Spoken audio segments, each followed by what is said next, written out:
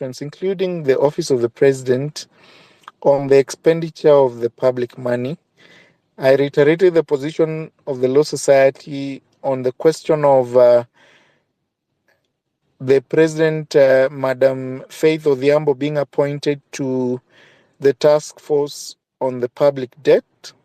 You remember the Law Society issued a communication that we will not participate in an extra constitutional task force on the basis of the provisions of the Constitution under Article 229, sub-article 4, that provides that the Auditor General has the mandate and supreme powers to audit all government entities every year, to actually give a report. And I ask the members of the public to visit the website, because these audit reports are actually recorded every year. If you go back in 2013, 2010, 2018, 2021, 2022, 2023, 2024, you will find, to cumulative of 2024, because we have not finished this year, you will find reports, either adverse opinions or fair opinions, regardless of how the auditor determined. You will find those reports within that space and be able to actually institute proceedings or questions against those officers where adverse opinions have been issued.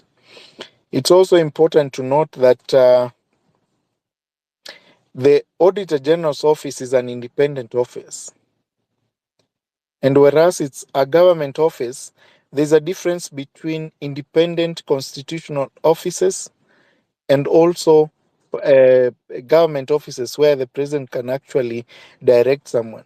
The Auditor General, just like the other constitutional commissions and independent offices, the president cannot direct them, cannot instruct them. And these were some of the things that the drafters of the Constitution of Kenya 2010 put in place to ensure that there is nobody who's above the law, that the president is not above the law, that the Chief Justice is not above the law, that the respective speakers of the National Assemblies are not above the law. They have to be put under scrutiny, and they have to actually substantiate the decisions they make. I will not go back to the Montesquieu rules on separation of powers and the respective functions of the independent offices that are in place under the three arms of government.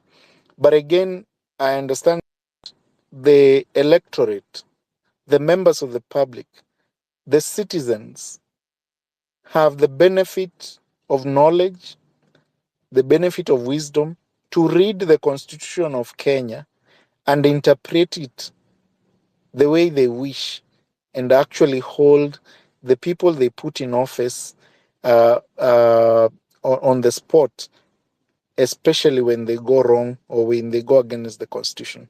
I invite, I don't know whether Ndegwa has a response to Mr. Simon's proposal before I invite Abdullah or Steve and Francis, kindly. Thank you. Thank you very much, host, for the invitation and the honor to address this distinguished assembly. Indeed, this assembly will go in history of the assemblies that met to deliberate on the most important and fundamental issues affecting our democracy. As we all know, is that our democracy is at a crossroad. Our democracy is uncertain. The course to which our democracy will take henceforth is not capable of being ascertained as at now, because there are so many moving parts. And these moving parts are the ones that are bring up about the question of duplicity. I will address duplicity in respect of the current existing situation and whether or not this duplicity can be harnessed to bring forth the question of synergy. I'm aware that there are some institutions that are undertaking some roles, like the Kenya National Human Rights Commission. I have met one of the commissioners, I'll not mention his or her name, and I'm aware that they are doing serious documentation on the matters and the episodes that are unfolding. But remember, the Kenya National Human Rights Commission is an affiliate of government. It's also paid, or rather, they draw their finances from the exchequer, and there's some extent that they cannot perhaps be able to push because of the delicate balance that they find themselves in. On the other hand, LSK, having been established via an act of parliament, enjoys some serious autonomy because we are autonomous. We do not get financed by government. We do not even know how sometimes um, we never benefit from government. So I believe by now we need to have established perhaps even something like a committee or um, a sector within ourselves to collate and collect the evidence in respect to the unfolding events. You remember towards the clamor of the multi-party democracy, LSK was an integral player to the repealing of Section 2A.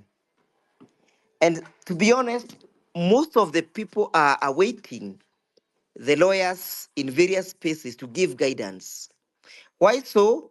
Because the members of the public have realized that although we are engaging ourselves in a political question, it is not likely possible that we're able to resolve the political question without having to intermeddle with the constitution. Like I said earlier, there's perhaps an almost agreed preposition that this revolution must remain within the four corners of the constitution. So, in any space that perhaps you might want to join in the future, lawyers are being taxed to give the way forward, to direct the debate, to direct the nation on how we can have a successful revolution within the four corners of the constitution.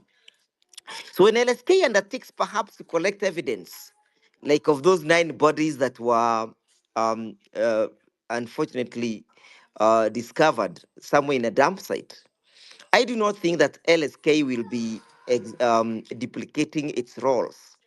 It is within the LSK statutory mandate to, to assist the community, even from a moral perspective, and not just to collect the evidence, but also to make sure that the evidence and evidence that is collected and collated is put into use and effect. So on that question of duplicity, I think we are good to go. We shall not be condemned of duplicity unless somebody else come and says, I have also collected this evidence. I have done X, Y, Z in respect to the evidence that I have so far collected. So in my view, we need to move on. We need to soldier on. We need to create a serious parallel, perhaps, desk of missing persons so that we're able to take stock of those individuals who are missing. And this missing person's desk, I believe, should not be somewhere along Tanga Road. It must be a virtual one because much of the revolution and much of the information is happening virtually. So we need to create a virtual desk where the details of missing persons are brought forth and known to the members of the LSK.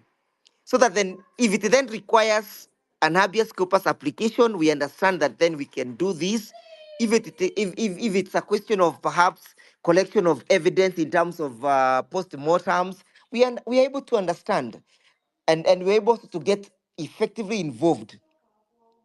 Why? Because we must hold individuals to account of whatever is happening. We must hold them personally accountable. And that leads me to the question of the police reforms.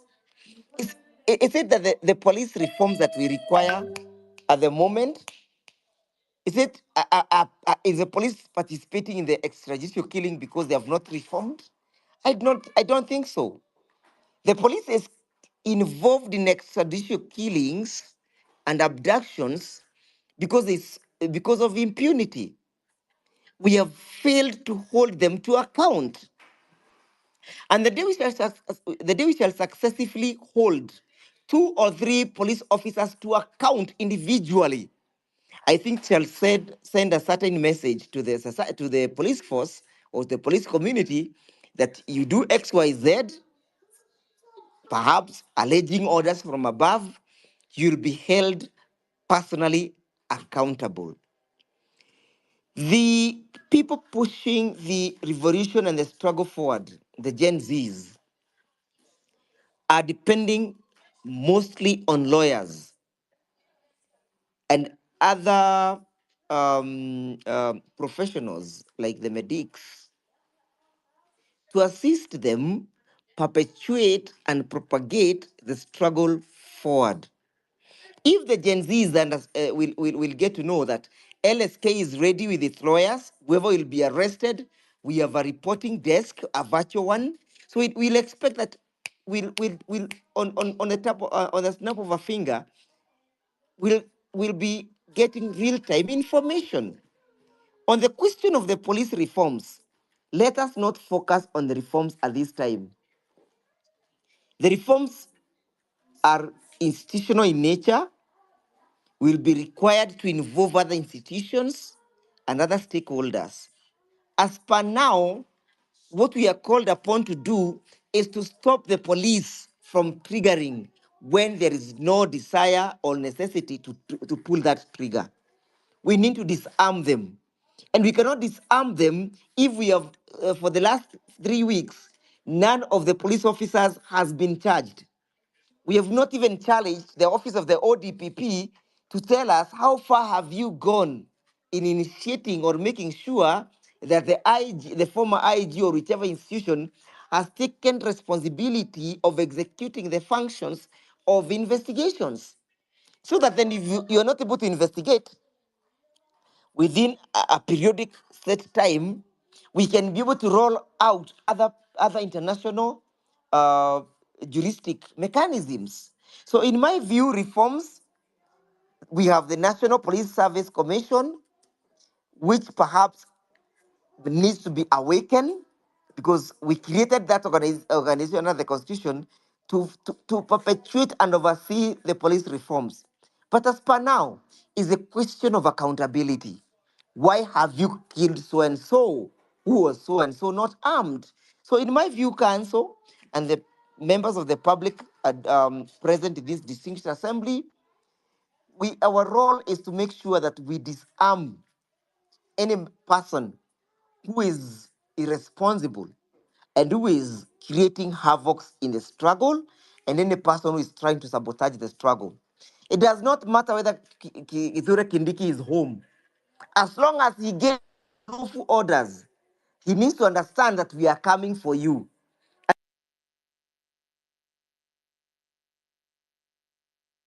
In case, I'd like to rest my and pass over to the microphone for someone else to address the most crucial issues. Thank you, Council. Thank you.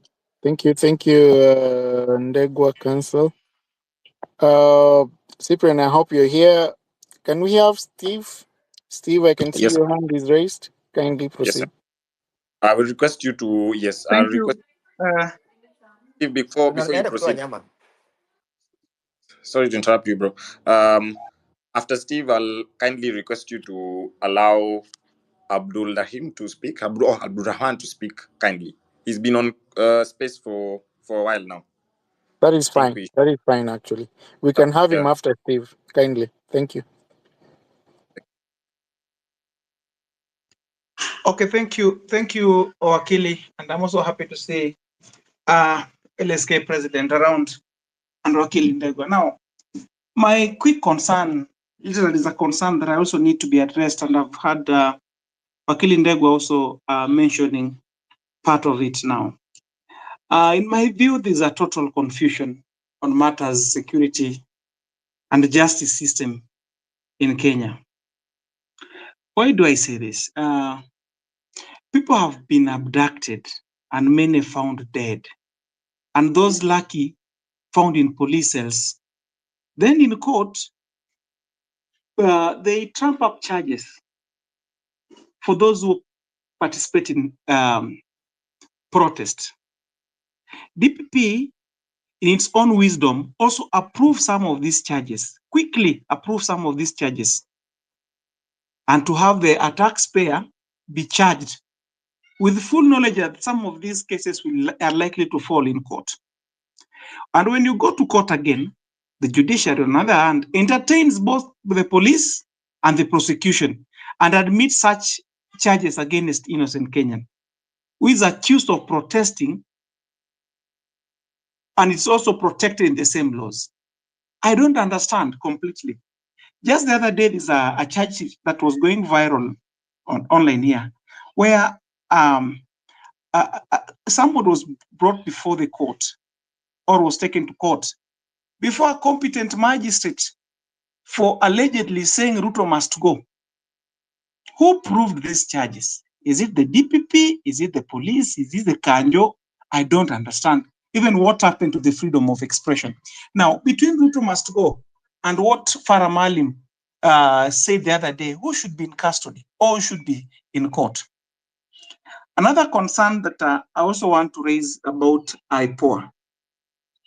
I've seen IPOA making an appeal for members of the public who can testify against police officers who are either seen shooting at people or shooting at the protesters. Is that not a setup? Who would easily want to come out openly and to go and testify against police? And we know our history in the past. The stories of Willie Kimani is not lost on us. I think IPOA has a capacity, or they are mandated to provide that civilian oversight. I've never seen IPOA during protest, but I've seen Law Society of Kenya, the council there, joining the protest, not to participate in protest, but also to see some of these atrocities meted on innocent Kenyans. But IPOA, they are sitting comfortably in their offices with always a generic form of writing statement there for press. We are investigating. We are investigating. A police officer shooting at innocent person. How long does it take you to go and process or take it to DPP and also approve such charges? How do you want us to testify against a police officer or policemen who have done all these things to innocent protesters? Well, already you've cleaned the scene of crime and everything. I think IPOA is a great letdown, and maybe Wakili will tell us. Maybe I don't understand the role of IPOA, whether they should be there or it's just a toothless institution. I rest my case, and I also stand guided. Thank you so much. Thank you. Abdul, you have the mic. We have taken up, Steve, we have taken up your questions. You'll be able to respond after Abdul. Thank you. Thank you, comrades. Good evening. My name is Abdurrahman. I am speaking from Mombasa. I want to join those who spoke before me to say thank you and to give flowers to the Law Society of Kenya led by Madam President. We have seen the sacrifices you have made and we will remember, not forget. This journey can be so scary. This journey can be so lonely. And this journey sometimes could be so discouraging. But you have been our trusted friend in our struggle for our country to be better. I want to start by saying it has been quite such a long day. So I'm not going to make a long submission. But I want to say that it has been such a long day. It started by the Citizens Assembly in Ufungamano, in which Madam President and the other partners, the other CSO, civil society organization partners, were taking accounts of the victims and their families and their friends of the ordeals they went through. And I want us to remember the position or the place of Fungamano in our liberation struggle. For those of us that are younger, probably we're going to invest more in reading to get to understand why it was very important for us to go back to Fungamano and remember and tap into the wisdom and the courage and the bravery of those who came before us. I was touched by the presence of those that were fighting before us, and also when tapping into the wisdom in the tweets of Paul Muite, Gitobi Manyara, and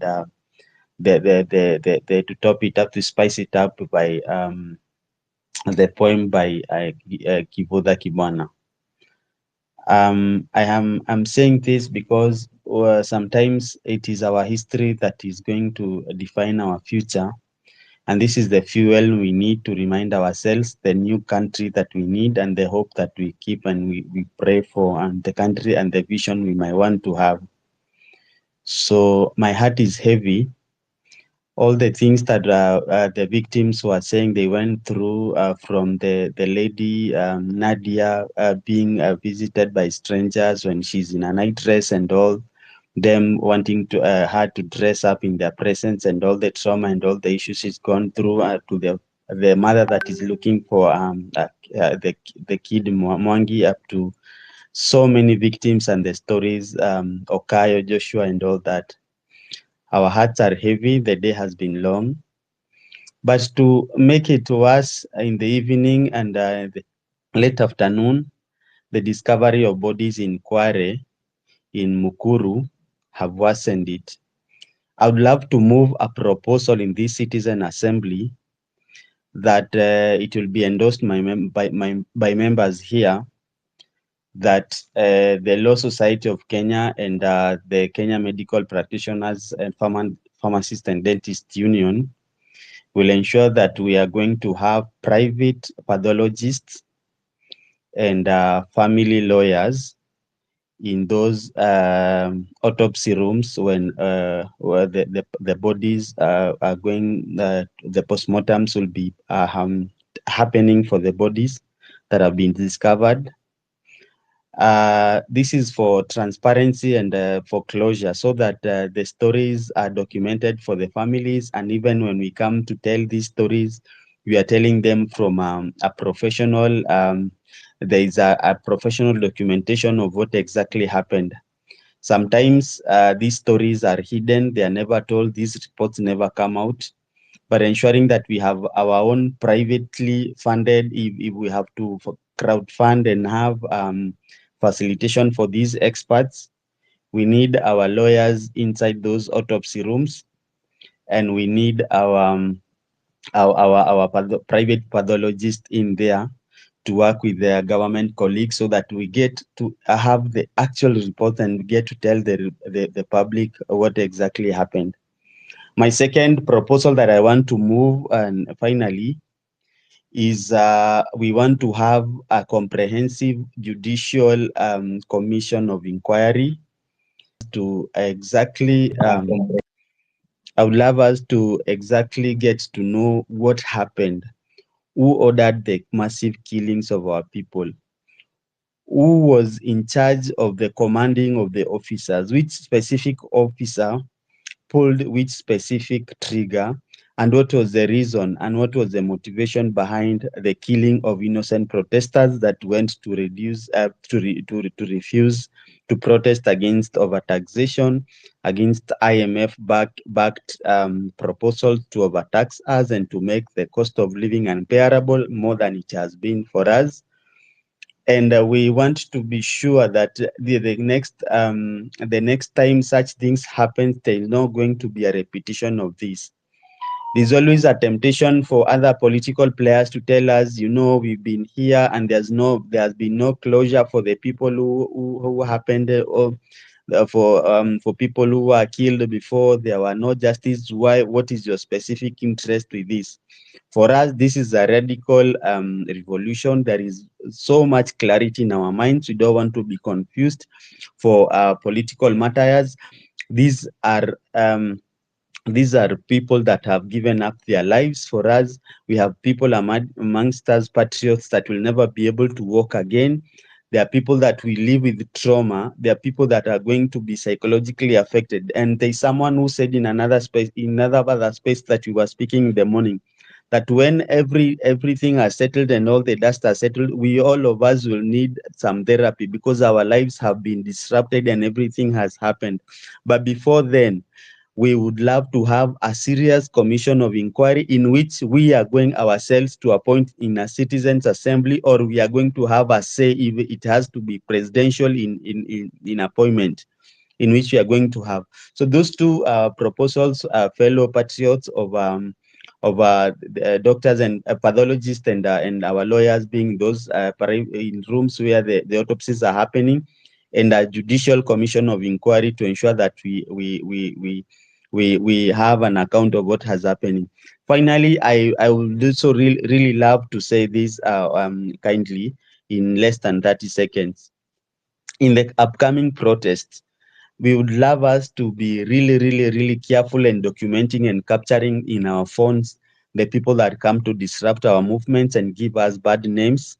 For us in Mombasa, we are going to ensure that we capture them, and we have ways of well-built people walking probably on the margins, on the margins, as to protect especially the members of our opposite gender, to ensure that they are safe, their handbags are okay, their phones are safe and all that. But in the meantime, we need to ensure that we capture every person's motive, those people that have been motivated to come and snatch phones, handbags, and to loot shops and to burn vehicles and all that. We need them to keep them away because they are giving our movement a bad name. Otherwise, fellow patriots, we are together in the struggle. We are going to win this, and when this history will be written, we're going to be told that our only means of achieving our freedom was our mobile phones to capture the events as they were happening, and our flags to show our patriotism. Viva and congrats for everyone that is in this struggle. Thank you so much, and good night for everyone. Thank you, Abdul. I think those contributions are important. Before we give the next speaker, I think it's important to respond to some of the issues that have been raised by Steve and Abdul on the question of trumped-up charges by the Director of Public Prosecutions in court. If you have noticed, the prosecutor who approved the charges for the prosecution of the member of the public who said Ruto must go, in that case, and I can speak with authority because the Law Society has been following up closely, the court allowed the person to be released without any cash bail on his personal cognizance, and I think that is important because the question of free speech is a constitutional question. And speaking about Ruto, this is not Uganda, this is not Rwanda, where you speak about the president or you speak the name of the president and you are persecuted. We have to distinguish between the different constitutions within this region and appreciate the freedom of speech, which is guaranteed under the Constitution. And so the Law Society followed up. The person so accused of saying Ruto must go was released on his personal cognizance. And as the Law Society were following up on this issue and any other case that is touching on the question of Ruto must go. And then on the question of IPOA, I indicated earlier that the Independent Police Oversight Authority has a duty to document and prosecute police officers who have taken the law unto their own hands and used live bullets, executed citizens, injured members of the public, or used excessive force to people exercising their right to demonstrate and picket within our streets. And this is a message you have sent across the country. I want to make this statement. We have, as a law society, offices across all counties within the Republic. We have advocates in Eldoret, we have advocates in Kisii, we have advocates in Mombasa, we have advocates across all counties who are actively involved in documenting injustices against the members of the public. This is not our role in terms of documenting, because if you read the LSK Act, you will find out that under Section 4, we have a duty to advise government and to advise government about on the questions of the rule of law. We have done that under the leadership of the President of the Law Society of Kenya, Madam Faith Odhiambo. And we continue to do that because it's our responsibility. And we will hold IPOA responsible for the investigations, for the deaths, for the people who are being discovered having been murdered and dumped at Kware and any other place within the Republic of Kenya. Because any life lost, one life lost is one too many. We have to take responsibility for every individual death, and that is the duty of the Law Society, not under this current leadership, but even in the previous leadership, they took that responsibility seriously. You cannot, even if you kill all the council members of the Law Society today, tomorrow, the new council members or the advocates in those positions will still agitate for these positions, because these are duties legislated under the Constitution and under the subsequent legislations through the Acts of Parliament. I think Abdullah has talked about the question of judicial accountability. And I think as a law society, we have been agitating for the independence of the judiciary. Because again, under the Constitution of Kenya 2010, the judiciary is supposed to be independent, supposed to discharge its duties without interference from the executive.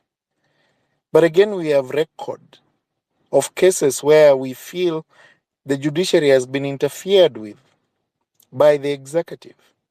And whereas as a law society, we actually agitate for the independence of the judiciary in terms of the decision making, in terms of determining cases that are presented before it, we are not blind to certain judicial officers who are in bed with the executive to undermine the right of the members of the public. And while doing so, they actually undermine their positions as judicial officers to discharge their mandate under the Bungalow principles, under the Constitution of Kenya on the independence of the judiciary, And again, the Law Society, under the leadership of the President, Faith Odhiambo, we will not relent in holding these individuals accountable.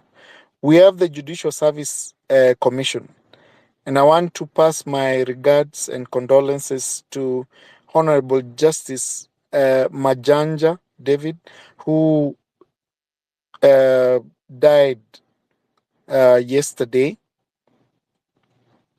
I know for a fact that the Judicial Service Commission is mandated to investigate judicial officers who have absconded their duties, who have taken the law into their own hands to discharge their duties against the constitutional provisions. And again, as the Law Society, we are monitoring what the Judicial Service Commission is doing. Remember, all the cases lodged before them are cases that have been presented by the members of the public on active cases that are in court. I believe the Law Society will continue following up on those cases that have been filed, either through representation by advocates or individuals, members of the public, who have filed cases against the individual judges, and will ensure that the public knows that which judge or magistrate within the judiciary is undermining the rule of law and taking the law in their own hands and abusing the discretion given to them by the Constitution to determine cases on the basis of corruption and on the basis of biasness. I want to invite the next speaker. We have Francis, we have James, we have Pius. Kindly, Francis, if you can hear me, can you take over the microphone? Thank you. Council, I'm sorry. Thank you. Cyprian. Thank you. Okay.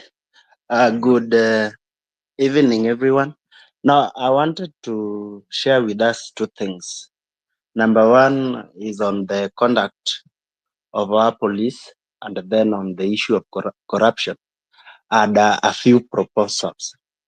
Now, I think as a country, we don't value life that much as to what have been happening since I was born up to where I've reached. So many people die in mysterious ways, and the police just say the normal theatrics they always do. We are doing investigation. The media will only be active within that period when the event occurs, and then after that, life goes on after that. And it is very sad that life which is purported to be sacred in Kenya, it is not that sacred. Somebody being butchered, being killed, it is normal in the Kenya that we live in today. And I think that has to stop. There are some funny things that really we need not to. Somebody being butchered. There are things that we need not to pass to the coming generation. For example, the bodies that were being retrieved. I don't want to speculate, but I believe they are going to do honest investigations, and then we'll get to know what really happened. But on the issues, people who lost their life during the demonstrations, these people went out to the street just because something is not happening right, not because they like. Something is not happening right. But now, the police that they are part of us, some of them are even our family members, some of them are our fathers, some of them are our mothers. We are only fighting for a country that we really love because we have only one Kenya. So, when, for example, some of the things that led to youths going to the street are even the high cost of living. For example, 2 years back, we used to buy 2 kg of sugar at 130 thereabout. Now that has doubled thrice.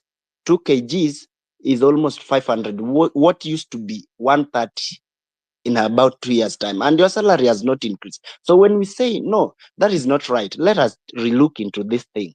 Somebody sees you as an enemy and shoots you. That is unfortunate. It is high time LSK, together with other bodies that are mandated to protect the rights of the citizen, look into this issue keenly. It is high time we walk the talk. There is no need of just talking and we are not seeing action. For example, now, those who are killed, even the inspector general, it is not just a matter of resigning. He is the one giving orders to the police, if I'm not wrong. Why, before resigning, why hasn't he come out and said, yes, Kenyan, this happened, but we have identified the police, we have apprehended them, we are presenting them to court. Nothing has happened. They are just quiet. IPOA is just saying we are doing an investigation. How many investigations have IPOA done that you all know of? And what good has come out of it? So it is high time we need to talk real issues. And these institutions that are mandated to do so, they need to be held accountable. And I think LSK can do that on our behalf, because we need to make sure that life is sacred and it remains sacred. Secondly, on the issue of corruption, it is too painful that in the 21st century, we are still talking about corruption and nothing is being done about it. The president really, maybe a good number of us voted for him because of what he was able to resonate with most of Kenyans. He promised to fight corruption. And I was wondering, some of the people that he appointed into various positions, people who have been implicated in corruption. So you wonder, is this really the president that really wants to fight corruption? I mean, out of 54 million Kenyans, those who have not been mentioned in corruption, they are not there that cannot take those positions. And then, if maybe I can share with this I'm seeing the senior council members here. Why don't we as a country, I know that maybe death sentence is not allowed in the constitution, but it is high time now we talk about this. We face it as a country because we are having honest conversations. If somebody, for example, steals medicine in KEMSA that is meant for the hospital, how many people has that person killed indirectly by stealing medicine meant to go to KNH or any other hospital in the country? It could be that that person had killed a good number of people indirectly. That person who needed that medicine in the hospital has died because that medicine is no longer there, because he has stealed it and directed that medicine to a private pharmacy somewhere. So these people should not allow to live within us. We should see a way of amending our constitution and allowing for the corrupt to be hanged. That is the only way we can deal with this thing. Otherwise, people enjoy corruption. It is like just, it is normal. When you are corrupt, it is normal in Kenya. People will just talk about it in social media and it just ends like that. You will hear Ethics and Anti-Corruption Commission saying they are doing investigation and the files are just closed after some time. And I think that is not really the way to go. So we need to relook into this issue. LSK, you are the umbrella that represent us there when it comes to legal issues. Why don't we look at a way we can have these people hanged? Because when you indulge in corruption, you are killing another person indirectly. So because you are killing another person indirectly by your acts, you should not be allowed to live as well. So we should review our constitution on that matter, put an amendment in parliament, and then we have these people hanged. So hanging, when you engage in corruption, you steal public money, we just hang you after you have proven to be guilty, of course. So I think that is the way to go if we really want to deal with this thing. president should come out and say, no, enough is enough. Now we need to deal with this monster that has really been killing us as a country. So these people should be hanged. It is high time. I know a death punishment was done away with in our constitution, but we need to relook that only for the corrupt. The corrupt, because they are killing us indirectly when they steal medicine in the hospital, they are killing other people. They should also not see the light of the day. I think those are the few things that I wanted to share with us. And I would really like to thank the people of Kenya, especially the youthful age, that saw it fit, deemed it fit that this country is not moving in the right direction, and it is high time. How painful it may turn out to be, that we speak the truth, and and that, as you have seen, a few changes has come our way, but we really need to press on, especially this issue of corruption. We should do away with it by hanging these people, because if we hang, next time another person will not indulge in that. And then we should also fight that the president, while he will be doing appointment to his cabinet, he will be looking for his new cabinet. People that should be appointed there are people who have who have competence, and who have done some disciplines with regards to what they are being appointed to. For example, maybe a minister in education. That could be somebody who has done something to do with education. Why should you maybe pick an engineer or somebody who has done business to be heading education? I think that is not right. So these are some of the things that maybe those who are close to the president could be sharing, because he said that he will be doing consultation. So it is high time that we hire people based on merit. If you are a CS of education, maybe you have a master's or a degree in education, or a PhD in that case. You have done education and you understand what it means to head our whole Ministry of Education. I think that is the way to go. Thank you very much, Cyprian, for giving me this opportunity. Really, if that thing of corruption touches you as a people, my country people, can you look at that issue and let us have that amendment done, so that these people should be hanged, because they also kill us indirectly. The other time, farmers were sold fake fertilizer. They just talked in the media. What is happening right now? Nothing. The CS is just there. Nothing has happened. Nobody, okay, even leave alone the CS. I have not heard of any major arrest that now they sold the fake fertilizer. In fact, the president was even defending that, only a few percentage. But okay, even if it was a few percentage, what has been done?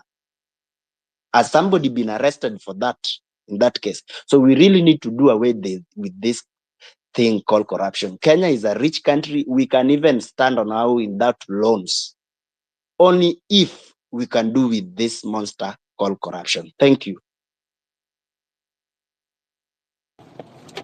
Thank you very much, Francis. I don't know. Can we have James? James, are you there? Or Pius? Thank you. Thank you, Kansu. Thank you, Cyprian. And before I speak, can you hear me? Yes, we can. Yes, we can. Before I speak, let me send my condolences to all our heroes who passed on during the fight, and also give my flowers to the LSK and the president of LSK, Faith Odhiambo, for the work she's been doing. Mine will be questions and also input. Number one, we need to ask ourselves. I'm speaking from Carolina, Embu County, and I want us to ask ourselves where the rain started beating us from. And I feel as if the rain started beating us from when we came up with the new constitution and failed to move from the old constitution. We have had numerous backdoor amendment of the new constitution through parliament. And moreover, the assembly, the independence of the National Assembly was compromised through the Political Parties Act. It is not that Parliament or the National Assembly cannot be independent. It should be independent as per the doctrine of separation of powers. But through the Political Parties Act, whereby the political parties can take disciplinary action against members of the National Assembly who go against the political party's agenda. And in most cases, we find ourselves that in Kenya, the president becomes the party leader of the political party. Therefore, if you go against the president's will, the National Assembly, the member of parliament is disciplined. And all of them, we've seen a situation whereby it's God for us all and everyone for himself. And it was even seen when the president decided to dissolve the cabinet, the whole cabinet. I think, in my opinion, we need to amend the Political Parties Act to establish what we call the executive political parties and the legislative political parties. Let the members of parliament and the members of the county assembly vie through the legislative political parties. Let the president and the county governors vie through the executive political parties. Where by so doing, it means that the president cannot have a say indirectly to the National Assembly. If you look at Article 95 of the Constitution, 95 of the Constitution, subsection 95(5)(a) of the Constitution, actually, the National Assembly that should be able to vet the president. The National Assembly that should also review the conduct of the president and also introduce an impeachment motion of the president in case he fails to do his work. But that cannot be done when these politicians, these MPs, are tied by the Political Parties Act, Section 14 of the Political Parties Act. The other issue, Bwana Wakili, I want to ask is the Constitution of Kenya, as per Article 245, states that the Inspector General of Police is independent. And it is also enforced by the National Police Service Act of 2011, which was revised in 2017. And he should not be taking command from anyone else other than implement himself the policies that have been made. Even though the president sits in the NDC as the chair, then the National Defense Council as the chair, that does not mean that the Inspector General should implement to the letter what is deliberated on the NDC. It is upon his prerogative to give those commands selectively. Therefore, I wish to know whether LSK is taking direct implication to the IG, even though he has resigned, on the errors, on the impunity that has been orchestrated to Kenyans during his reign. The other issue is whether the positions of the chief, the position of the county commissioners, those administrative positions that were there in the old constitution, are they still constitutional? Because they are just ballooning our wage bill. If you look at Section 41 of the National Police Service Act, it provides for the county policing authority, which, to my thinking, should replace the old version of the PCs, who are now the county commissioners, and ensure that National Police Service is devolved to the county level. But that has not happened. We have always continued to see increase in chiefs, increase in county commissioners, ACCs, and no matter the name we give them, it's my thinking that they are unconstitutional offices which needs to be abolished, and I need to be guided on that. And on the other issue is about the state of emergency that was declared by Duare. Article 58 is very clear that the state of emergency should only be declared in accordance to Article 132(4)(d), which is a law of the president to declare a state of emergency. And Duare, in his Gazette notice, you will note clearly that he stated that he declared the state of emergency in accordance to the NDC, the article that implies about the NDC. Can that gazettement imply that the president delegated his powers to the CS? Whereas we know very clearly that Article 32(4)(d) is a straight authority of the president. By so doing, does the president become incompetent? The other issue I want to tackle is the issue of how do we move forward to ensure that Ruto is out of office. Senior Counsel Ndegwa spoke, and I think, in my opinion, Article 94 of the Constitution, 94(2) of the Constitution clearly states that Parliament manifests the diversity and the will of the people and exercises their authority. I think now we need to occupy all the homes of the 290 members of Parliament until they introduce an impeachment motion in the National Assembly to impeach the president. And they pass it. The moment they pass it, and the president and the deputy president is out of office, then we can look on other arrangements to ensure that the National Assembly or Parliament is independent out of the control by the executive.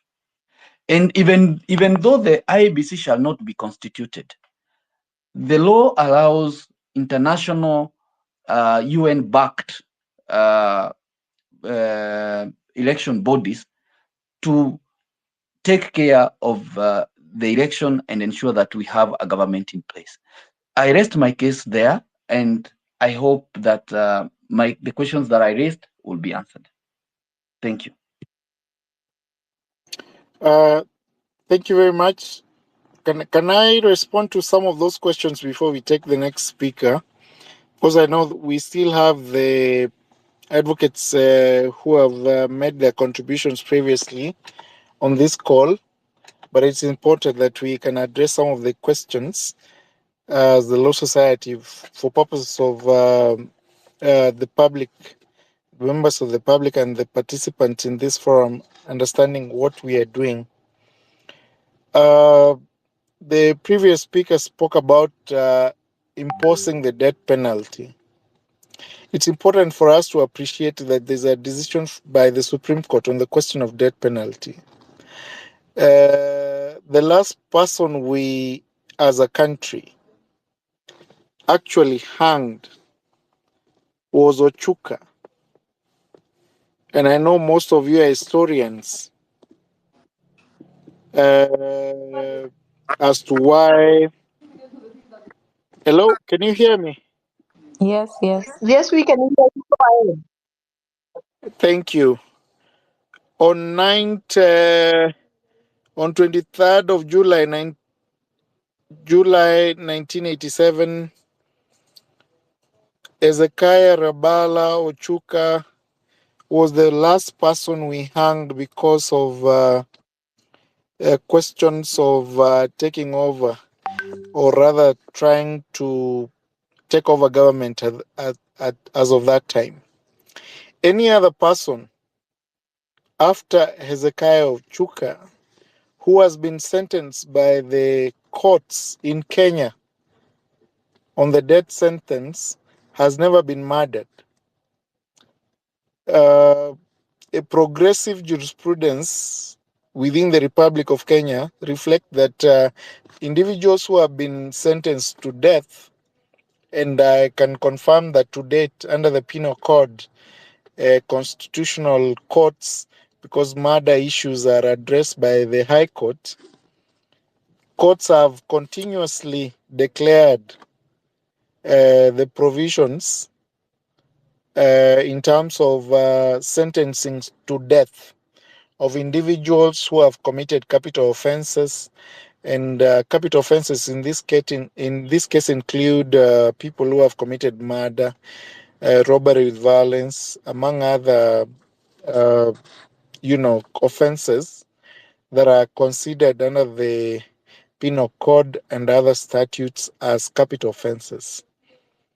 We respect, as an institution, the right to life, regardless of the offenses individuals have committed.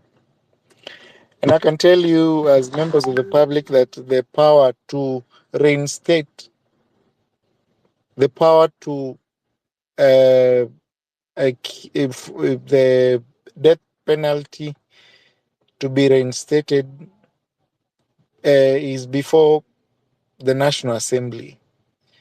And whereas we have a constitution that respects the right to life, it will take a lot of efforts to reinstate the death penalty, considering the provisions of the constitution and what it stands for in terms of the right to life. And I think Kenya has been a progressive institution in terms of complying with the international provisions on the question of the right to life. We have signed in law treaties and conventions under Article 2 of the Constitution of Kenya that form part and parcel of our laws, that we cannot execute individuals on such offenses. So that now the question that is left to be answered is, what is it that is available to such offenses under the Kenyan Penal Code, which has not been reviewed, the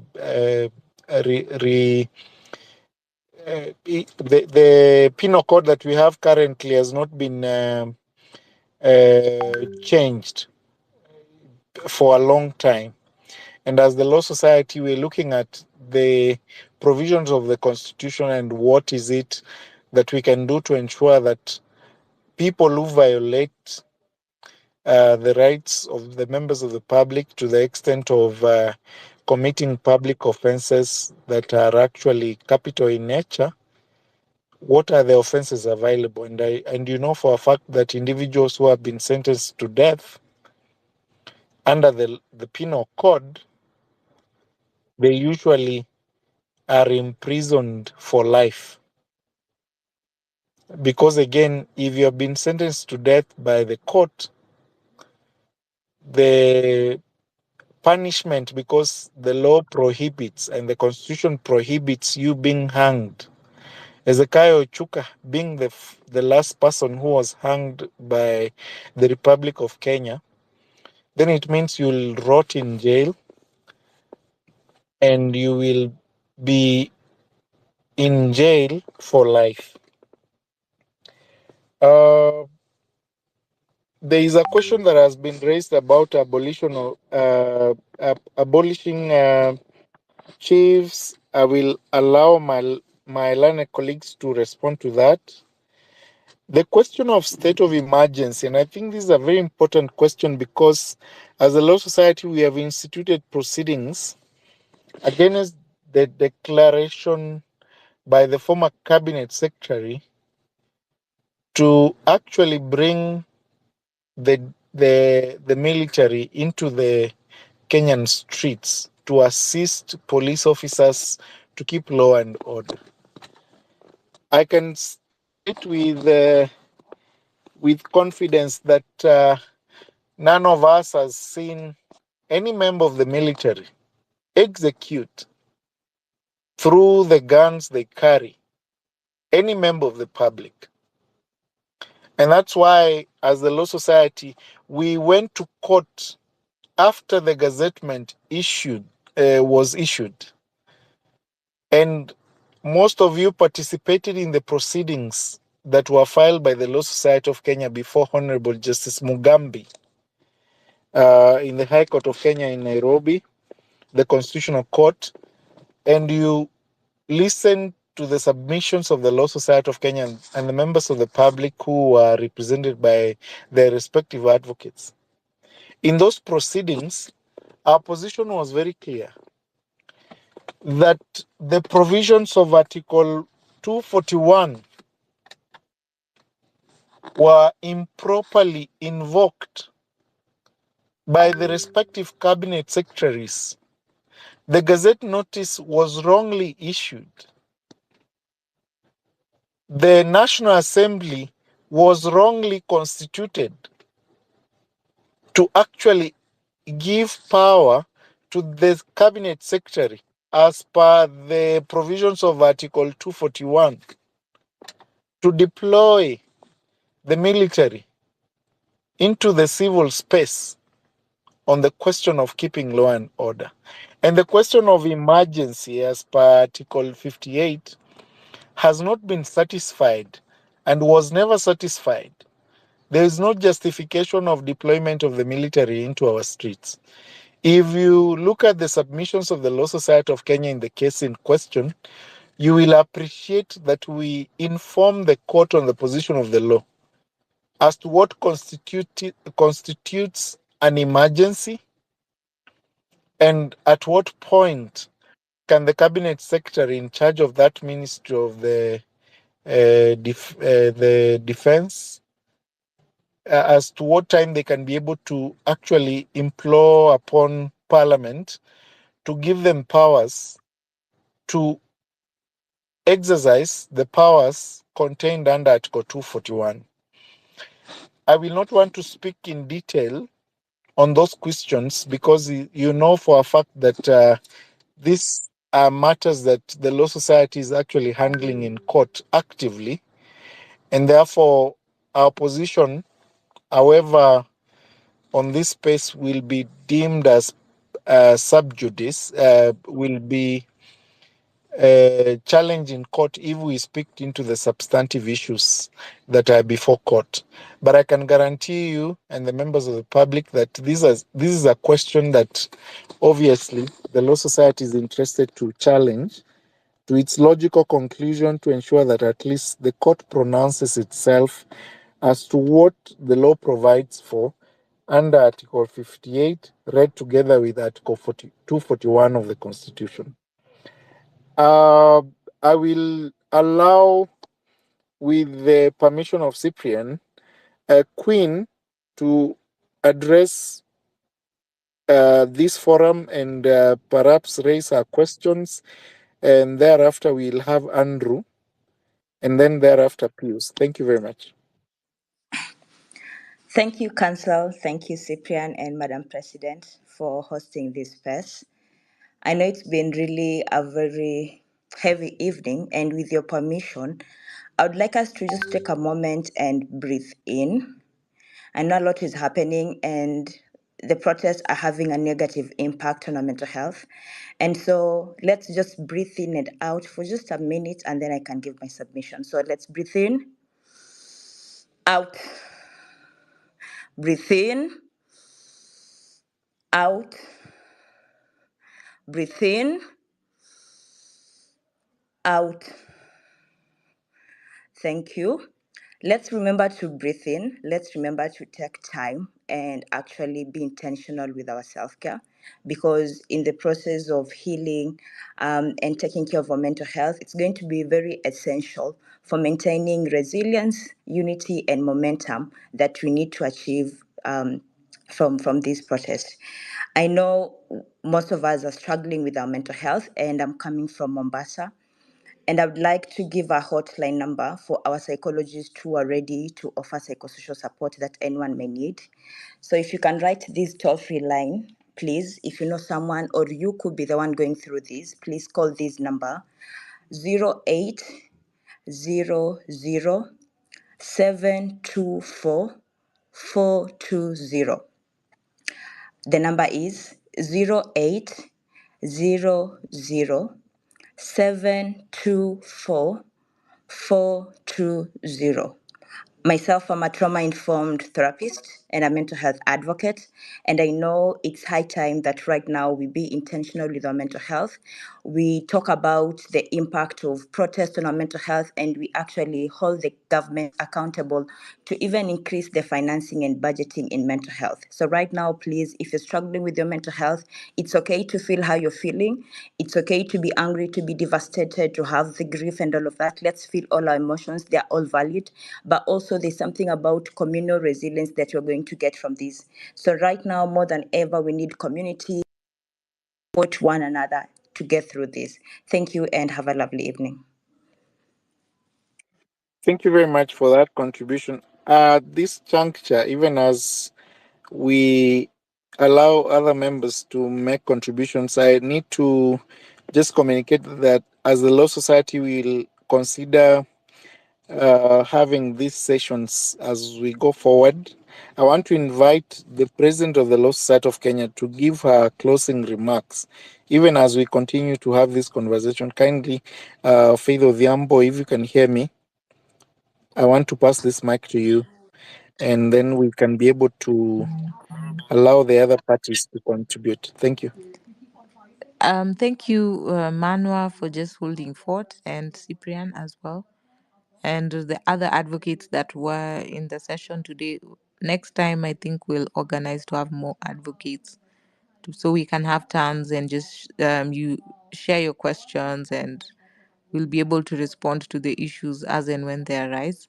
So I would say that it's indeed a turning point, and we thank you for the support and the large number that have joined the Citizens Assembly. It's quite clear that we are more awakened towards knowing and understanding our rights.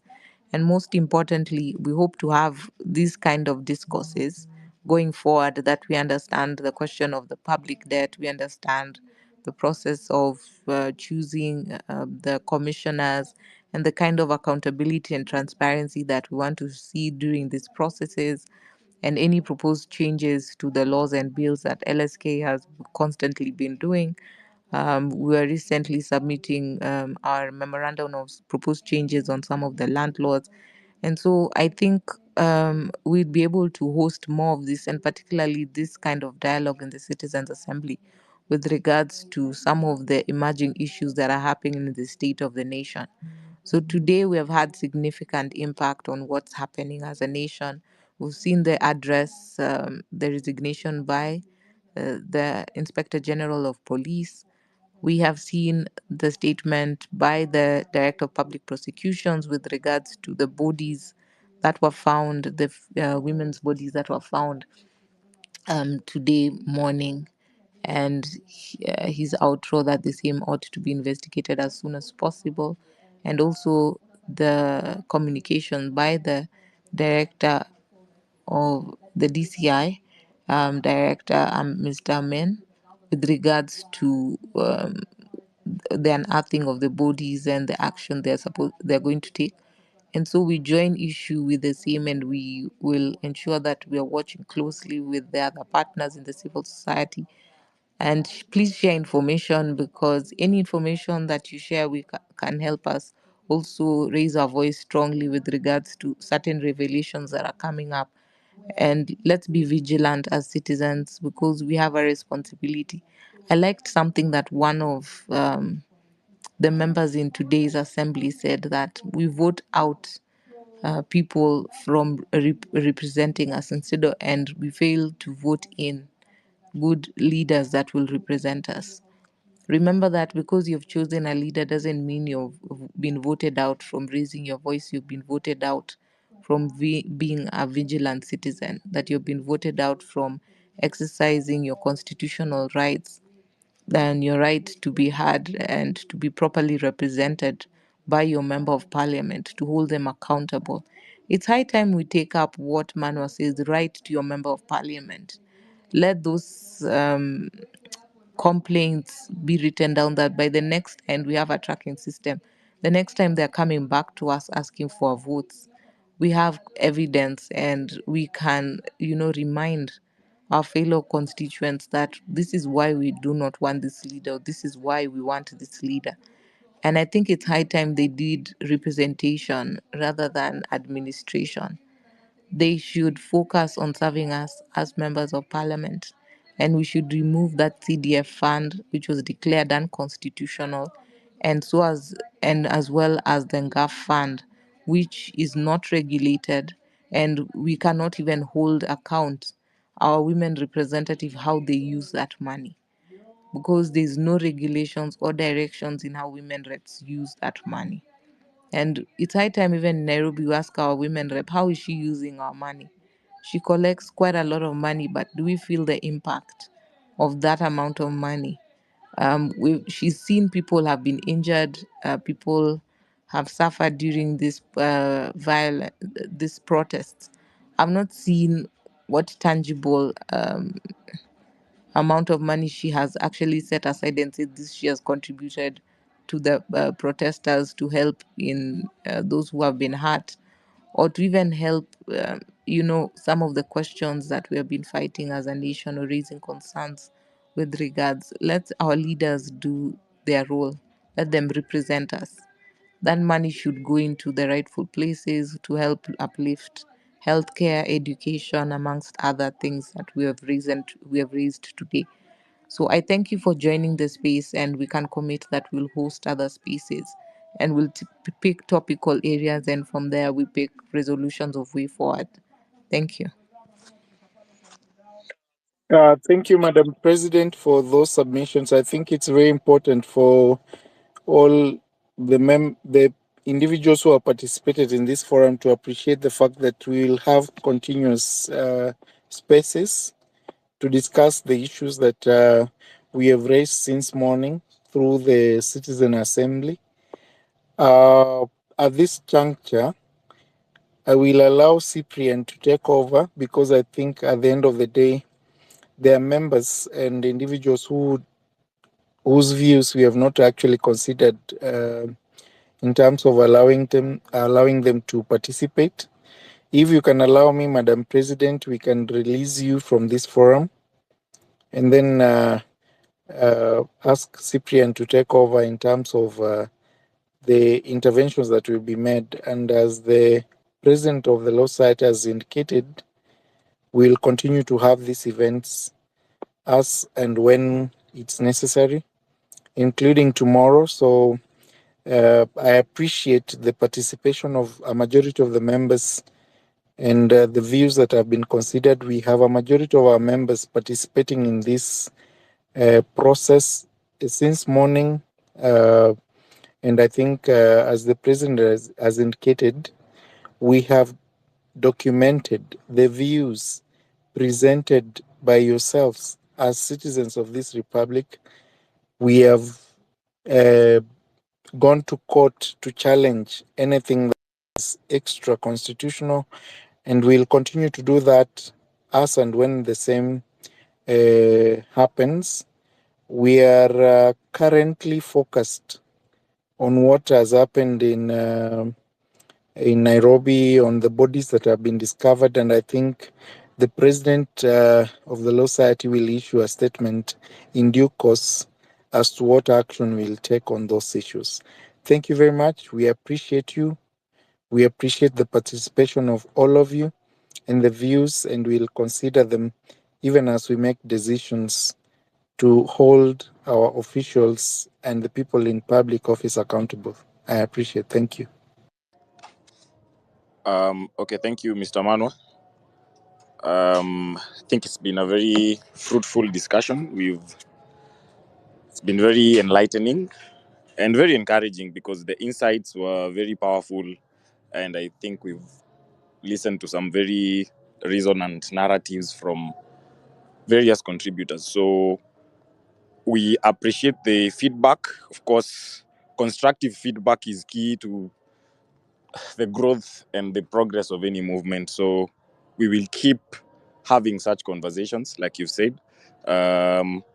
So I don't think I have much to say, really, or anything to add, because it was more of a forum for the legal questions and getting the perspective from you, the legal experts. So unless the speakers that did not get a chance, maybe now they can, I don't know, can get something from them, maybe final reflections and messages, maybe that maybe if you had something to say, because I think we've digested enough of the legal jargon, so I think everyone has grasped something. We've gotten some very actionable ideas from the discussion. So we must sustain the momentum of the movement, and we must ensure that conversations like these we can be had, and efforts must persist even beyond this assembly. So when it's time to show up to the streets, we show up to the streets. When it's time to participate in these assemblies, when it's time to engage the local community, try and educate them. Civic education, very important for the movement to succeed. So I will allow the rest of the speakers who didn't get a chance to maybe air their views today. Again, I understand we have so much to get off our chests. And so the floor is yours. Then again, I insist, remember, just like maybe mention where you're joining the space from so that we get to understand how far the movement is spreading geographically, what's happening in your area. Yeah, so I will pass on the mic to the next speaker. So maybe I think we can have a lady. Josephine, you can. I was picked before Thank Madam you, thank you. President spoke. Okay, so Andrew. Okay, I'm I'm very really sorry. waiting. I'm very sorry. So you will proceed from where you left off. Yes, Then we my can name is. For long. just have final submissions, maybe final thoughts. Then I'm sure we can wind up. Just yeah. Okay, thanks. My name is Andrew Wood. I'm speaking from Nairobi. So there are two issues I wanted to talk about, but I also wanted to react on something that a speaker said in relation to bringing back the death penalty. And what I was going to say in short is sometimes you might be sharpening a knife to cut something and it ends up cutting you. So these are laws that are regressive and can be used against you at some point, which probably would give us more trouble. I think generally from all the discussions that have happened since I joined this space, we seem to be putting the parliament to task. And it seems like the weak link for us now is parliament because of their lack of independence. But if you do a root cause analysis, you'll find that at the end of the day, it is corruption. And this time it is corruption because think about it. These MPs need to, when they are campaigning, you hear them throwing figures, 150 million, 200 million, 800 million for their campaigns. And this is money that goes to us, the voters. You can imagine someone who earns 1 million a month, that's 12 million a year. So for 5 years, that's 60 million. So someone spending 150 million and above, it means that there is somewhere that they're expecting to recoup that money. And how else do you think they will recoup the money? They will get into bed with the executive. And then that is where they'll stop representing the people. So as we continue trying to clamor for change in all ways, the biggest change that needs to happen is for us, the voters. Why do we insist that an MP has to spend money so that they can become an MP? Is it possible that we can change how we approach campaigns? Is it possible that something can be introduced to make any candidate declare where their monies for campaign come from, so that they can declare how much they have in stock for campaigns and what can you use campaign money for? It's okay if you're using it for logistics. It's not okay if you put people on a line and you're giving them cash. And I notice this happens mostly in Western Kenya constituencies. I do not know if it happens in others. I think I've also seen in Nairobi. So it is something that we need to actually start thinking about. How do we deal with voter? Is it something that probably LSK and other similar institutions can do to actually really do civic education for real, not the jokes we usually see IBC doing sometimes, but real civic education, so that when someone is campaigning, they don't need to be people with the most money, and so that by the time that they are actually going to parliament, they don't feel like they don't owe us anything as the people who voted them in. Yeah, I think for now that's just what I was going to comment. And thanks. I think this was really good.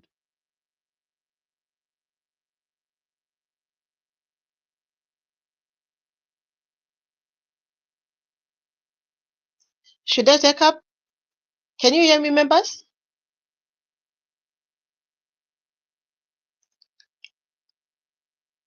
Can you hear me? Yes. Thank you, thank you. My name is Josephine Indinda. I'm speaking from Mombasa. I am a counselor psychologist. I want to appreciate what my colleague, Madam Queen, have just said, and we really want to Yeah, take so this opportunity. we can proceed to the next speaker. Josephine, I see your speaker is on. Yeah, can you hear me? Cyprian, can you hear me?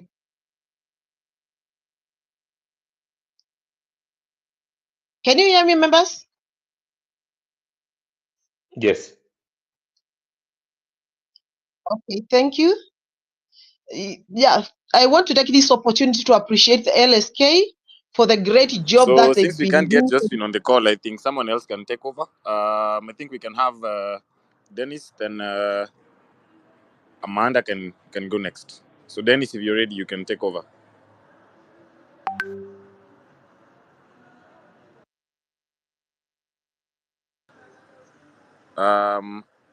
Sir, are you on the call?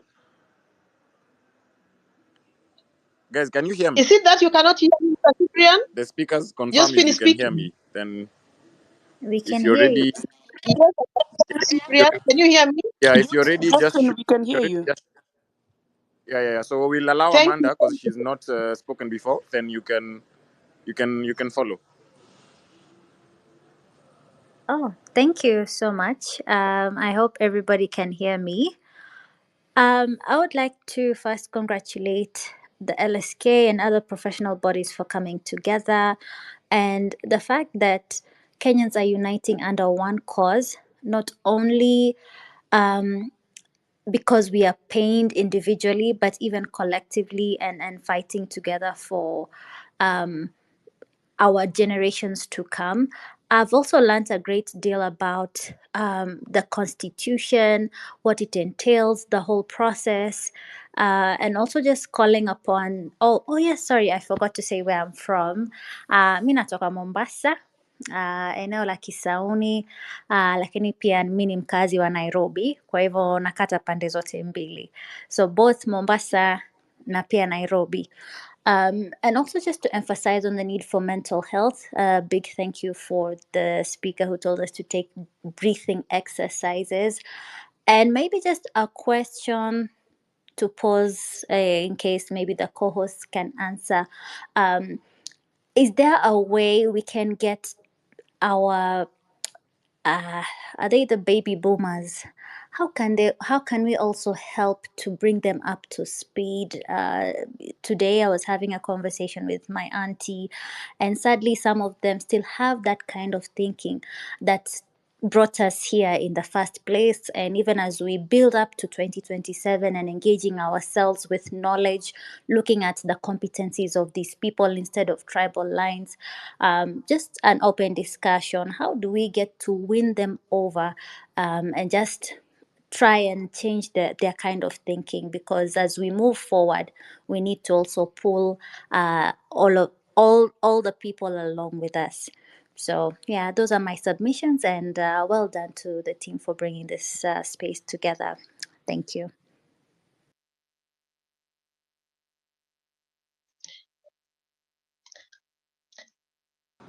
Okay, thank you. I you, hope you Amanda. can hear me, So I members. think we can have another speaker. So if Dennis, you're ready, you can shoot your question or your views so that we can proceed. If not, I'll have to drop you from the call so that we can someone else can take up that Mr. space. Speaker, can you hear me? It was my Okay, I turn and don't I think we never have spoke. Dennis on the call. So next in line, you can kindly proceed. This Josephine, can you hear me? The speakers.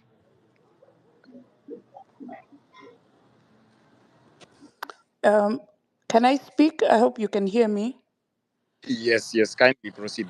All right. I am so sorry to keep harping on this issue. Okay. And I brought it up earlier when I was on when I spoke earlier, but I don't think it was fully understood, and especially the urgency with which it needs to be taken. I've worked with the government. I've worked with some parastatals. I also have insider information from some governmental state organizations on how things happen. What people do not know is that sometimes corrupt deals are done. For example, I'll give an example. Let's say at Kengen. That's just an example. I'm not saying it's Kengen. But as a corrupt deal is done, and when it is brought out or about and it is cancelled, people need to understand that because a contract was signed, the people who are awarded that tender will take that organization to court and they will be awarded money. This has happened. I personally have actual information that this has happened in some particular state organizations. I can give an example of KEBS, where corrupt deals were being awarded, and when it was brought to the board level and those deals were cancelled, the people who were awarded the tenders moved to court and they were awarded billions of shillings, Kenyan people's money. They were awarded for no work. They were awarded interest and all that, and still a new tender had to be issued out to another company to do the same work that had been that had been contracted to corrupt in a corrupt way. And that's why I'm saying, even as we are planning what we are going to do, the way you plan things is you have short-term goals, which are immediate things that need to be handled. You have mid-term goals and you have long-term goals. My biggest issue right now is the ministries that have been vacated by the CSs. We know, some of us, again, not me personally, maybe one or two things I know, but I know there are people here who are listening here who know of corrupt deals that have already happened or corrupt deals that are in the pipeline that are waiting to be executed. And that's why I'm saying that's money that is going to be lost. We are already crying that we don't have money. There is something we can do right now to stop the deals that have been put in place that might happen and drain people of more taxpayers' money. I understand the lawyer who spoke earlier said that the Auditor General carries out audits every year, but the auditor is doing retrospective auditing. She's going back to see what was done in the year. What by the time the auditor is catching these things, they have already happened. We have a chance right now to step in and assess things and see what is in place that has the potential to drain Kenyans of money that can be stopped now before it happens. And that's why I'm saying, as a short term, urgent um, target or something that we can do urgently right now, is there a way we can request that we review all contracts, all tenders that have been allocated by the ministries, any deals that have been put in place, what process was taken for those deals to be awarded before they were awarded, and any that is pending to be awarded in the next couple of months, so that we stop it. There is no point of us coming to look at the Auditor General's information next year and learn that this is something we could have stopped today. Eli, sorry. I have a dog here that is, I'm really sorry about that. But I hope I'm making sense. The Auditor General will give us retrogress things that happened in the past. what can we do right now to stop things from happening right now before the new the new cabinet secretaries come in and say, I found it had already happened. When I stopped it, we were hit by lawsuits and we still had to pay out anyway. I don't know if people are getting how it feels urgent for me because I have seen it happening and we were hand tied and there was nothing we could do, and people had to pay, the organization I was working with at that time had to pay money. So is there a way? Is there a way we can file a petition? Is there a way LSK can push for this in court? What can we do right now before the new CSs come in to take over the ministries? Thank you. Okay, thank you. So I don't know if we have any council still on the call, but those are some very good issues you've raised over there. It is true, judicial complacency is a very big fact. It's undermining the credibility of the entire legal system. I mean, we are seeing cases getting dragged in court. So it's a sentiment that most people will agree with. So unfortunately, I don't think we have any counsel on call would have provided a much better answer to your questions. But I will allow Ibrahim to say something. Can you hear Then me we now? can pick up from there. I see Josephine, you're ready. We tried to get you on the call earlier, Are you? Yeah, but I did speak. Can I we speak couldn't. now? Are you ready Can I? to proceed, Josephine? Yes, I'm ready. Can you hear me? Yeah. You can hear me? Yes, Josephine, we can hear you. Thank you so much. Yeah, I was saying that I want to take this opportunity to appreciate the LSK for the good job that they've been doing. I also want to appreciate the Faith Adhiambo, the LSK president, for the even shutting down the invite by the president at the appointment. That was a great championing way of showing that we can go far as a country. We as psychologists and counselors, we are also willing to work together hand in hand together with you, the councils and the LSK to offer Okay, you counseling guys can service. hear Josephine because I can't. I can hear her. Maybe she needs to drop out of the space and rejoin. Because me, I can hear her. How about now? Okay, Simply, can you hear me now? can any of the speakers kindly confirm if you can hear Josephine? So we Can you hear me now? Let me draw back and yes, I come see again then. the requests are coming in. I've added more people to the call. So basically, if you're just joining, we've been having an engagement that started all the way in the morning. We were at Fungamano House talking about the ongoing events, talking about whatever's been happening in regards to the protests and everything. So if you're just joining the call, we've been having a conversation with some legal experts. We've had legal insights from different councils. So right now, this is a very open session. So you can just join. If you wanted to share something with us, you can share. I will discourage the legal questions for now because I don't think we have any counsel on the panel. So any critical legal questions, you can just hold them for now, maybe until the next session that we will hold. But if you have something to say, if you want to air something out, this is the space for you. So the mic is open. So I'm trying to get as many people on the speakers list as possible. So send those requests and you can go ahead. So since we can't hear Josephine, she had to drop off the call. So I'm going to give the mic to Jared. Jared, you can proceed kindly. Jared, if you're on the call, kindly proceed. Good evening, guys. I'll just put across two quick things. You can hear me? Yes, I can, but the other speakers kindly confirm.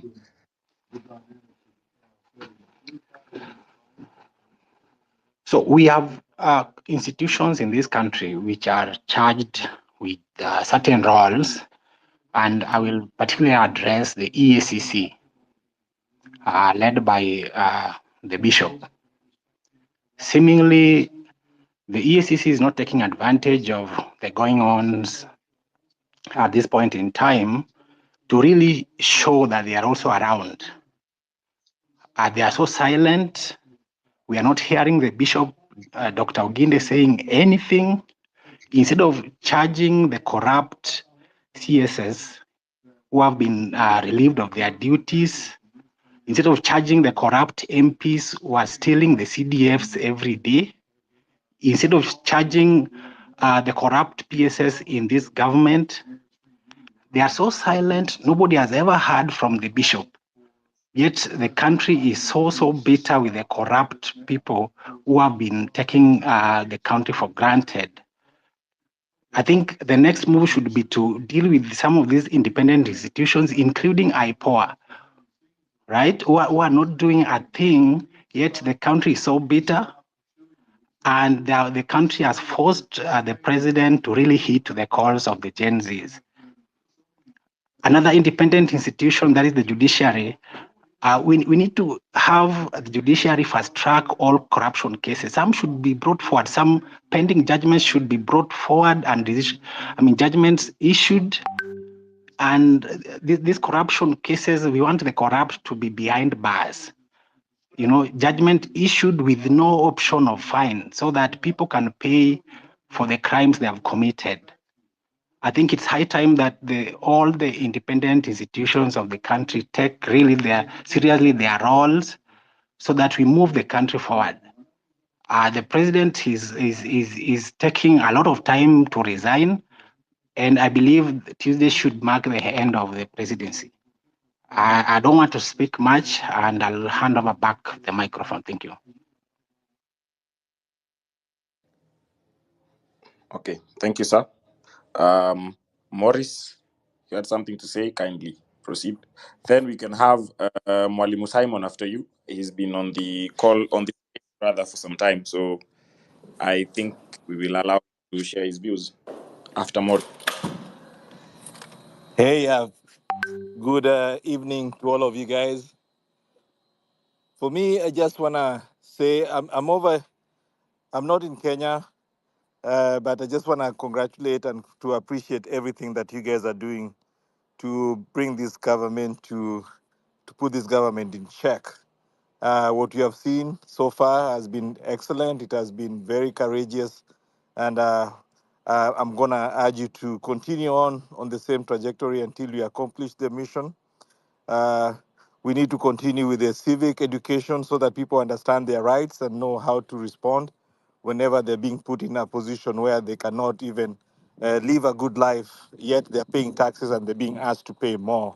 So I just wanted to say that I'm in between meetings, so I'm going to jump off after this. And I just wanted to say that. Thanks, guys. Much appreciated. Can you guys hear me? Yes, we can. Yes, we can. Thank you. Thanks. Thank you, Morris. So, yes, we can now have Simon. Kindly, Simon Gishuk, you can take over and give us your views if you're on the call. Are you on the broadcast, sir? Okay, I don't think he's on the broadcast. So I will just pass on to the new speakers.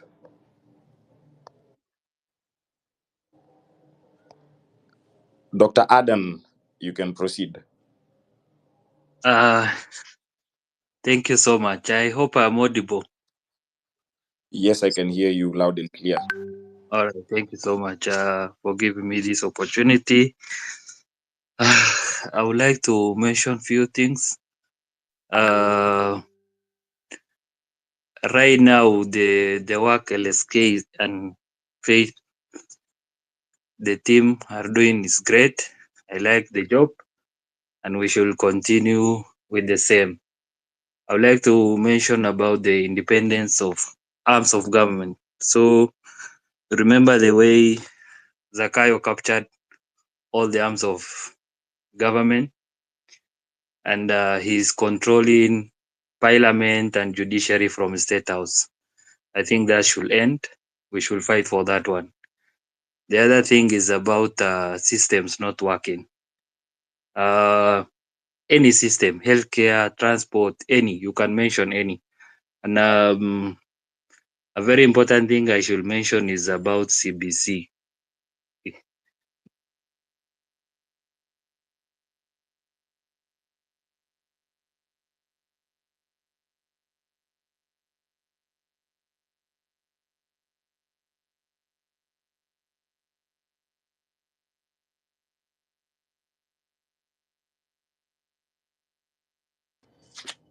Wait, can you guys hear? Can you guys hear Adam?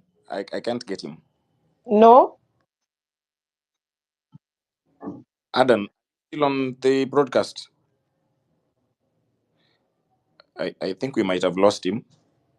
So, Josephine, I see your connection is now okay. If you can proceed kindly, it's an open session. So, but Mr. yeah, Cyprian, thank you so much. okay. Allow me to repeat. Hello, can you hear me? Okay, Eden, you're back on the call, yeah? Okay, Josephine, just let's allow Eden to. Hello. Oh, yeah, Eden, I can hear you now. Bro, you were lost for for a moment, yeah? Hello. I think we've lost him. Allow me, can you Can't we? proceed? Yes, You can hear. Yes, proceed. we can't get him. Josephine, please take over. I think he dropped from the call. Okay, thank you, thank you. Can you hear me now, members? I think you're good. Proceed. Thank you. Yeah, my name is Josephine Dinda from Mombasa.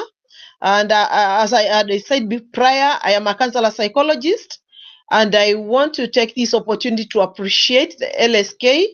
And most of the president I've seen run up and about, making sure that the citizens of Kenya acquire justice which they require. And that was very good.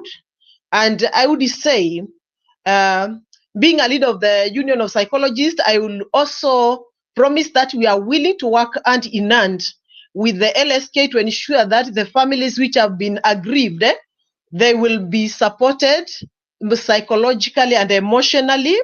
We will be committed to that.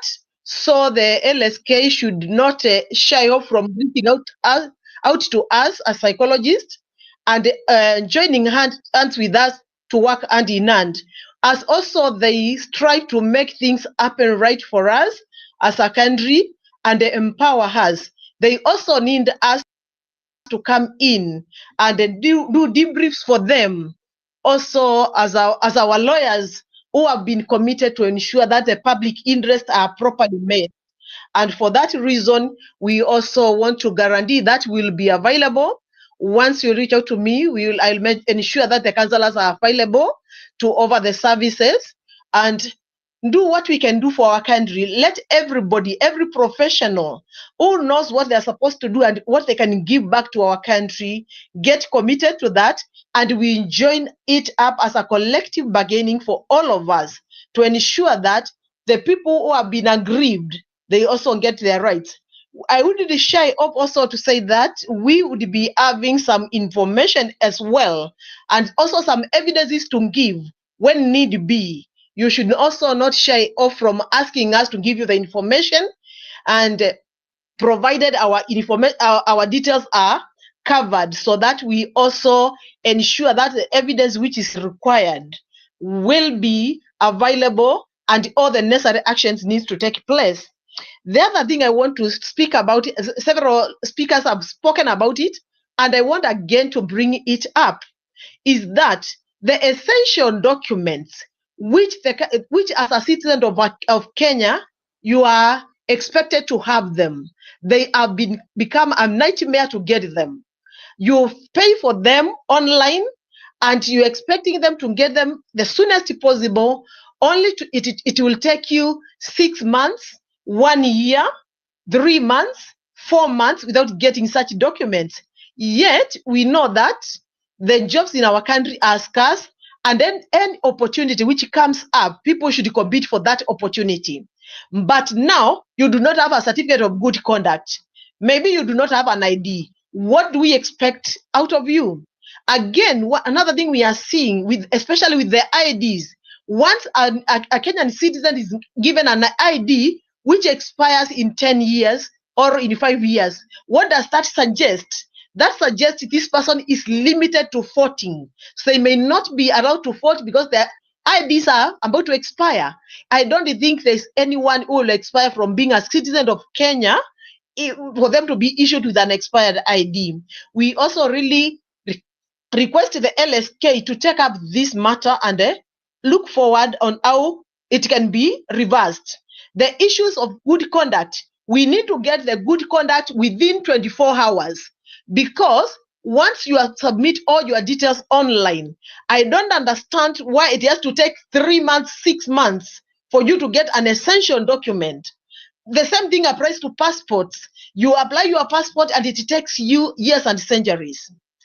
The issue of corruption, I've seen also the registrar of trade unions actually telling people you can go to court because I cannot do this or the other. I am busy going out there for trainings and seminars. Is she employed to do that? And she tells you openly that I'm not going to do anything if you don't go to court and the court reprimands me. Only for her to attach in documents in the court saying since the year 2022, she has not done any work, she is overwhelmed, but she's moving from one town to another, going for seminars. Honestly, and telling, and you see, with such a case, obviously the court will, the government will be defeated. That's again our money being used because we have an officer who is in office, not in dispatching our duties, and now is being paid with the taxpayers' money, and she's busy doing nothing, not working, and telling people go to court so that the court can give you the orders, and then I can effect them. The orders issued by the court, they don't come even for free. There are also orders that for cost of the suit, and all that duration that you've taken to drain people's energy. What happens to that? All this is our money, which is being misused by an officer who is being paid with taxpayers' money.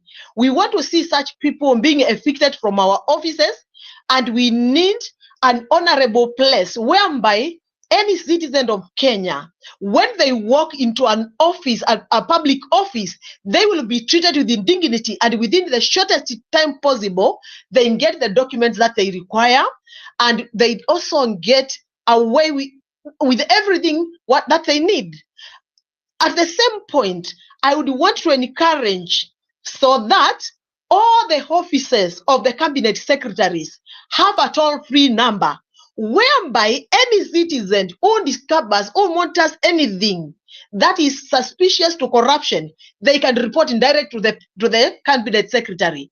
The same thing I would advise also the office of the president to establish at least 2 toll-free numbers, whereby he should be given an update of what the Kenyans have said during the day, what challenges are happening in the country, and that with that we will be having an honorable country where people can be served with integrity and respect.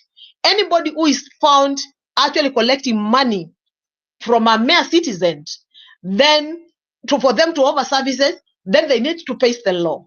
It's very important. We know that this is the only country we have, and we do not have any other country. So we need to make our Kenya a favorable place for every citizen to live for us and for our generations to come. So let's take in consideration that we also want to see a situation whereby when tenders are being dispatched, they are not being dispatched to one similar company. We need to see how many companies have won these tenders, and what was the merit, and who have received these tenders. We need also to see to it that if this company have supplied this particular item at this particular area, let another company be given that opportunity to supply, so that also we circulate it in a brotherhood and sisterhood, everybody to have something on their table, but not actually everything being focused and directed to the same people. I remember in the finance bill, there was an act whereby they were requesting the civil servants to be allowed actually to participate is acquiring tenders. That will be the worst thing that will be doing to this country, and that should not be accepted. If you want to do business with the government, leave the government. If you want to remain as an employee, work and let other people also get something, because this country is for us all. And majority of us do not have jobs, and they need these jobs. They need to be given the jobs. So let's champion that, and let's look at it.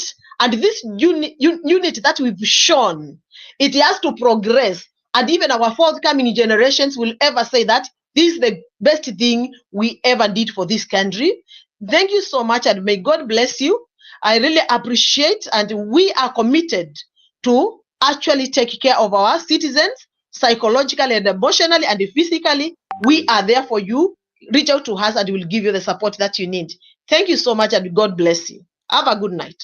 Okay, thank you. Thank you so much, Josephine. I think many Kenyans will agree that expiring IDs should not be a thing, you know.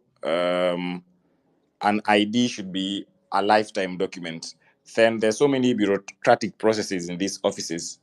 Not just IDs, basically any Kenyan document. So we agree with your sentiments. We'll now move on to the next speaker, if you will allow me. We can have, I think Winnie has been on the call for a while. Then we can have Dr. Steve Buire, who just joined us on the space, can share his remarks. I still cannot get Mwalimu Simon to get on the call, so I will just have to drop him from the speakers panel, so someone else can pick up and occupy that space. So, Winnie, if you can proceed kindly. Asante, naitwa Winfred. Nikifikiri ni jambo nilikuwa nataka kuongelea ni kuhusu hizo ID. Nilipoteza kitambulisho changu, nimereplace, imemaliza mwezi na sijapata bado. Sasa hayo mambo tena unalipia pesa, kitambulisho kinapotea unalipia, tena kina expire unalipia. Hilo ndo jambo lilikuwa lanikera. Nashukuru ameliongelelea, nashukuru. Usiku mwema nyote. Haya, asante Winnie. Nawe pia. So, Dr. Steve, you can proceed kindly if you are on the broadcast, sir.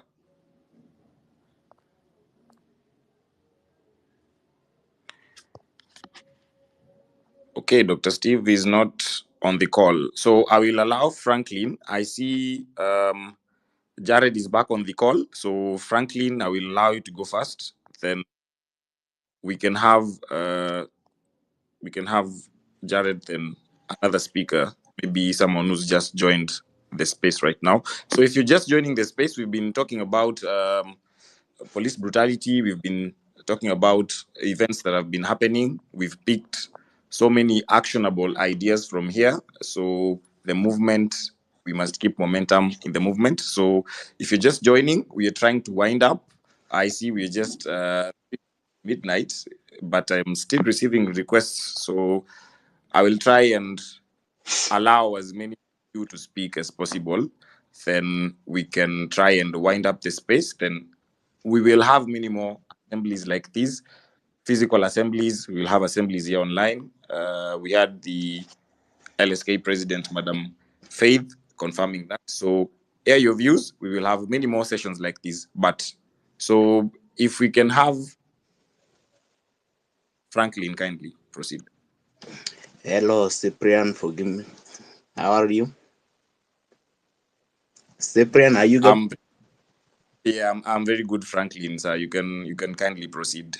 Okay, my name is Franklin Iteba. I'm from Kisii. Okay. So nice. My question is that